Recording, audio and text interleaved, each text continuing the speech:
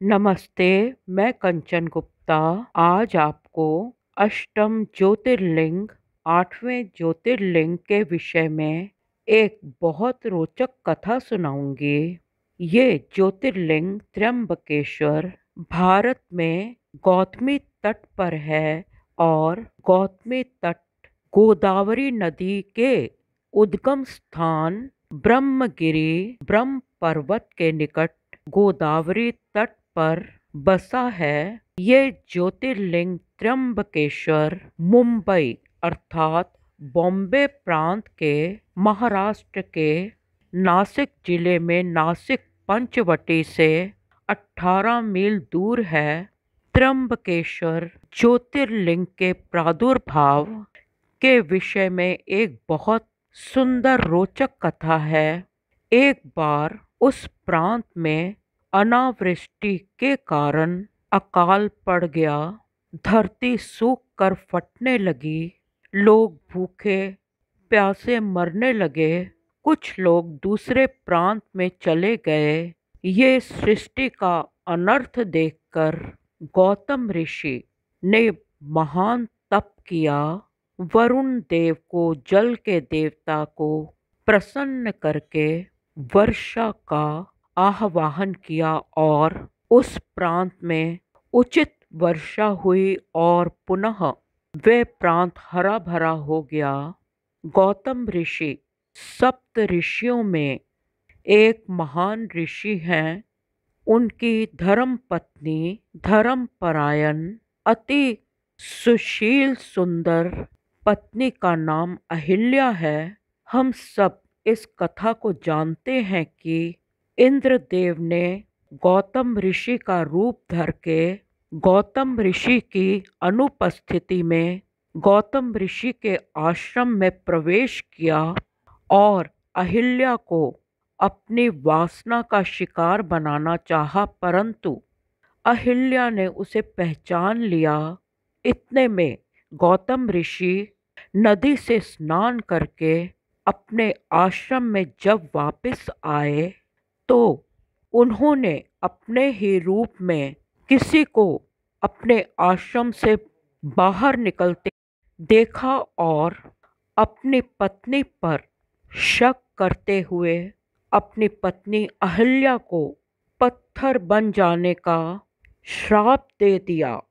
अगर देखा जाए तो एक शुभ पवित्र चरित्रवान मनुष्य को दोषी समझा जाए तो वह दुखी हो जाता है। पत्थर बन जाने का अर्थ है कि एक पवित्र इंसान अपने पर लगे दोष और इल्जाम को सुनकर स्तब्ध रह जाता है, हैरान रह जाता है और ये एक मुहावरा है कि वो पत्थर का पत्थर बन जाता है।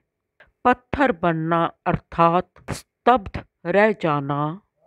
सभी ज्योतिर्लिंग की कथा व्यास देव जी ने सूत गोस्वामी को सुनाई और गौतम ऋषि की कथा भी व्यास देव जी ने सूत गोस्वामी को सुनाई और ये बताया कि गौतम ऋषि ने अकाल पीड़ा से वहाँ के निवासियों को मुक्त करने के लिए भारी तप किया।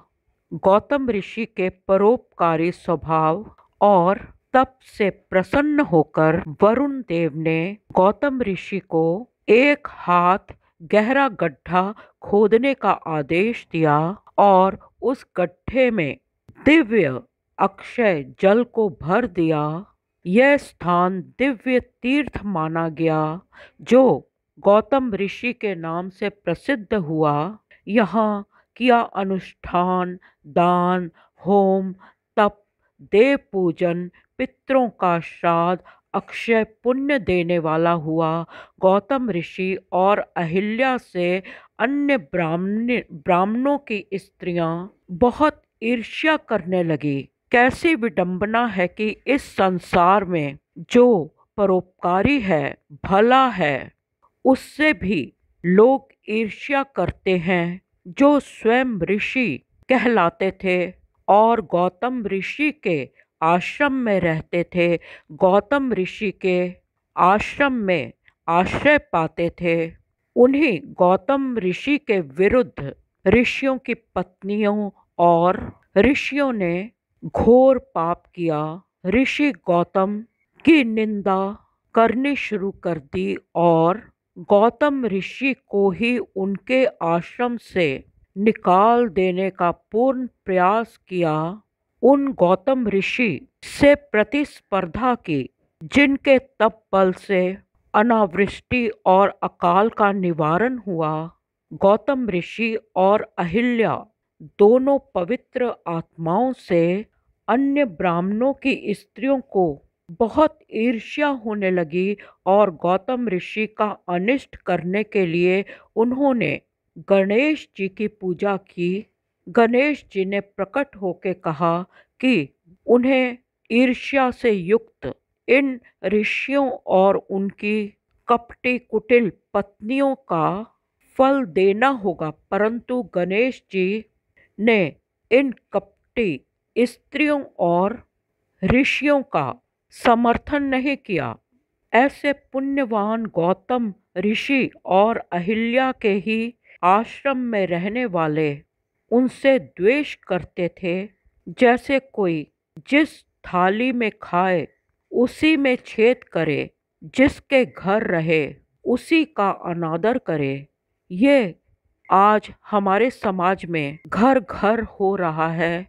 परिवार के सदस्य जो माता पिता का पूर्ण सुख लेते हैं, वो अपने माता पिता के ही नहीं होते। वे सब द्वेष करने वाले ऋषि शायद ऋषि कहलाने के योग्य ही नहीं।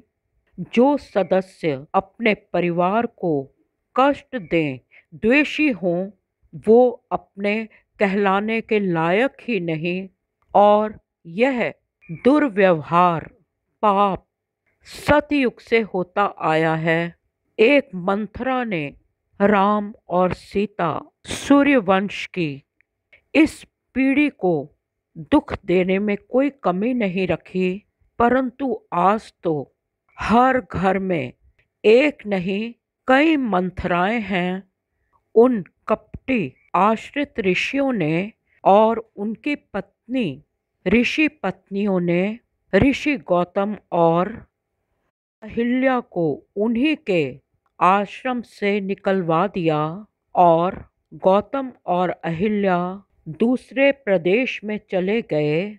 गणेश जी ने गौतम ऋषि के विरुद्ध होने से स्पष्ट रूप से मना कर दिया था, परंतु प्रकृति ने भी पुनः उन पे अपना कोप दिखाया, जिन्होंने गौतम ऋषि और अहिल्या जैसी पवित्र आत्माओं को कष्ट दिया। दुष्ट ब्राह्मणों, ऋषियों और उन ब्राह्मण पत्नियों की कुदृष्टि, कुवाक्य और बुरे व्यवहार से गौतम ऋषि के हरे भरे खेत सूख गए, गौएं पशुधन मरने लगा और लोग गौतम ऋषि को दुर्वचन कहने लगे। इससे हमें ये समझना है कि अगर पवित्र आत्माओं ऋषि मुनियों को कष्ट आ सकते हैं, तो बुरे समय में मनुष्य को भी कष्ट देखने पड़ते हैं, परंतु हमें विचलित नहीं होना। हमें केवल अपने ईश्वर का स्मरण करना है, क्योंकि ईश्वर समय का परिवर्तन अवश्य करेंगे। जब पशुधन मरने लगा तो लोग इतनी नीचता पे आ गए कि गौतम ऋषि पर पत्थर मारने लगे और अहिल्या जैसी पवित्र देवी ऋषि पत्नी को विभिन्न प्रकार का त्रास देने लगे, दुख देने लगे, सताने लगे। ये कहावत है कि ज़रूरी नहीं, आवश्यक नहीं कि अगर आपने बहुत शुभ कर्म किए हैं और जिसके लिए किए हैं वही आपका आंतरिक मित्र होगा। आज आंतरिक मित्र और रिश्तेदार ही आपके सबसे पहले शत्रु हो सकते हैं। जिन्हें आपने कभी दुख नहीं दिया वो ही आपको दुख देंगे।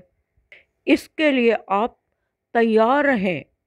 स्वयं को मजबूत करें, प्रबल करें, ताकि आप पर आपके दोस्त, रिश्तेदारों और अपनों में छिपे बेगानों, सपोलों का कोई प्रभाव ना हो।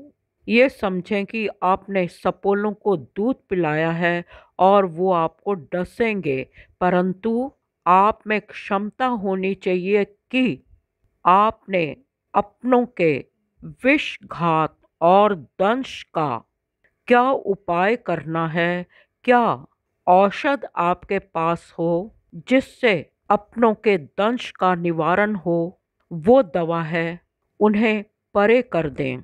ये सोचें, अच्छा हुआ जो ये अपने हमसे दूर हुए। इन अपनों के मुखौटे उतर गए जो असल में रक्त संबंधित होते हुए भी, खून के रिश्ते होते हुए भी इतने जहरीले हैं। गौतम ऋषि ने वह स्थान छोड़ दिया और ब्रह्मगिरी की परिक्रमा की, वहाँ शिव की आराधना की और वहाँ गौतम ऋषि और अहिल्या की पवित्रता के कारण शिव प्रकट हो गए और उनकी जटाओं से प्रवाहित गंगा ने गौतम ऋषि और अहिल्या को पवित्र किया, उन्हें आनंद और आंतरिक सुख का भागीदार बनाया। यहाँ शिव का ज्योतिर्लिंग त्र्यंबक कहलाया और गंगा, गोदावरी, गौतमी के नाम से ये गंगा की धारा विख्यात हुई, अर्थात जो जल प्रवाह शिव की जटाओं से गंगा का हुआ उसका नाम गोदावरी गौतमी हुआ और इस गंगा के तट को गोदावरी तट या गौतमी तट कहा गया। गौतमी तट पर देवगण पधारते हैं और निवास करते हैं। आशा करती हूँ कि आपको यह कथा बहुत रोचक और नवीन लगी होगी। इसकी नवीनता और आनंद अमृतमय धारा से अपने जीवन को प्लावित करें।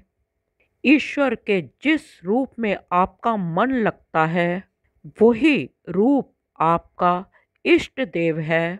चाहे राम कहें, कृष्ण कहें, दुर्गा कहें, काली कहें, शिव कहें, बात एक ही है, क्योंकि ईश्वर एक है और उसके रूप अगणित हैं, शक्ति अपार अनंत है।